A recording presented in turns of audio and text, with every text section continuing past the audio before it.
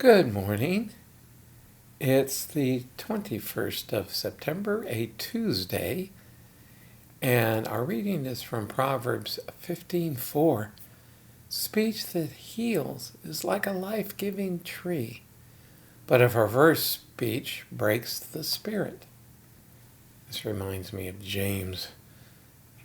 Our tongue can do a lot of damage or a lot of blessing. There's a basic rule. It takes 9 positives to undo 1 negative.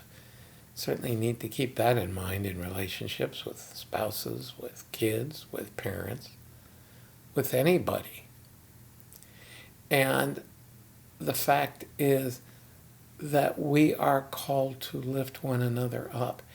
And yes, it's easy to get frustrated these days and to get angry at, let's say, people's ignorance. But we have to remember what our purpose here is, and that's to glorify God. That's to spread the saving message of salvation. It's not to fix people.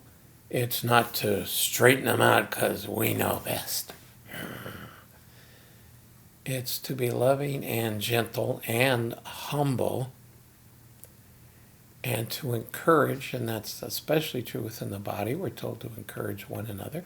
And sometimes that means saying something that may not be appreciated, be it the gospel or simply a recognition that maybe somebody isn't being who God calls them to be.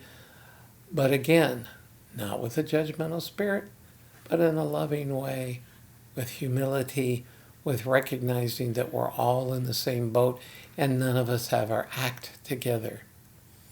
And so words are important. The old saying, sticks and stones will break my bones, but names will never hurt me, is absolutely nonsense. Names, bullying, parents calling their kids stupid rather than what they did stupid, all of this can be very hurtful. So we need to think about what we're saying. The old saw of counting to 10 is not a bad idea. And actually, if you want to really unfreeze your brain, count backwards from 10 in a foreign language, and that'll kick in your prefrontal lobes, and you'll be able to speak in a much more appropriate manner. So this is something really to remember and that God reminds us of. Keeping all of that in mind, it just gives us one more thing to praise Him for and to thank Him for. And I'll see you again tomorrow.